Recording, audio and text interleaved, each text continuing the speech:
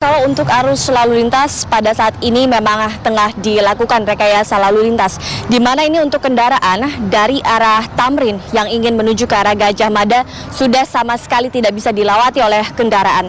Dan karena dalam hal ini, kalau kita lihat pada saat ini buruh sudah mulai melakukan aksi long march-nya untuk berjalan kaki menuju ke Istana Merdeka. Dan nantinya di Istana Merdeka itulah yang akan menjadi konsentrasi kegiatan para buruh, di mana nantinya di Istana Merdeka mereka akan menyuarakan 10 tuntutan mereka untuk diharapkan agar didengar oleh Presiden Joko Widodo.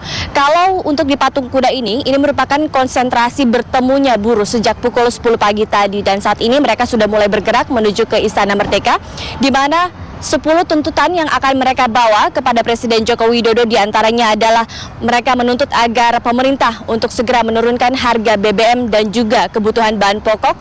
Dan untuk tuntutan yang kedua adalah tolak PHK akibat perlambatan ekonomi dan juga pelemahan nilai tukar rupiah. Dan untuk yang ketiga yaitu menolak pekerja asing atau menuntut agar pekerja asing bisa berbahasa Indonesia. Dan yang keempat yaitu memperbaiki jaminan kesehatan. Dan juga yang kelima menaikkan upah minimum provinsi nantinya hingga mencapai 22%. Lalu yang keenam memperjelas status karyawan. Dalam hal ini apabila karyawan yang sifatnya masih bersifat kontrak ataupun outsourcing, mereka berharap agar pemerintah untuk menaikkannya menjadi karyawan tetap. Dan tuntutan yang ketujuh agar pemerintah merevisi peraturan pemerintah tentang jaminan pensiun setara. Serta tuntutan yang ke-8 bubarkan pengadilan hubungan industrial. Yang ke-9 pidanakan perusahaan pelanggar keselamatan dan juga kesehatan pekerja. Dan yang terakhir agar pemerintah segera untuk mensahkan rancangan undang-undang pembantu rumah tangga.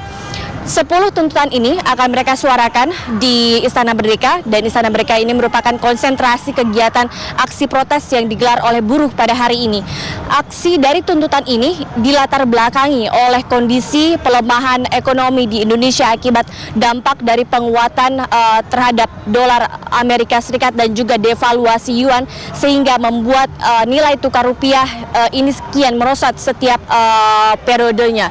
Dan selain itu juga mereka timbul kekhawatiran dan juga timbul rasa takut akan ancaman pemutusan hubungan kerja yang memang saat ini angkanya semakin meningkat.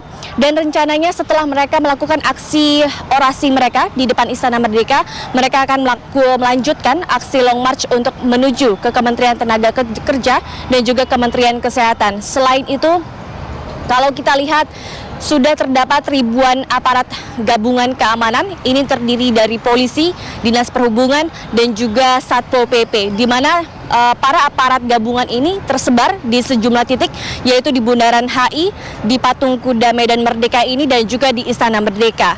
Di mana kalau kita lihat memang tidak terdapat kendaraan seperti water cannon dan juga barakuda untuk di wilayah Patung Kuda ini, karena mereka berharap pihak kepolisian agar jalannya demonstrasi aksi protes pada hari ini berjalan dengan kondusif. Hal ini terlihat di mana pihak kepolisian dari pagi tadi sudah menurunkan sejumlah polisi wanita ataupun polwan yang membawa sejumlah papan yang menghimbau agar jalannya demonstrasi pada hari ini berlangsung dengan kondusif. Untuk sementara informasi tersebutlah yang dapat kami sampaikan, nantinya kami akan kabarkan kembali.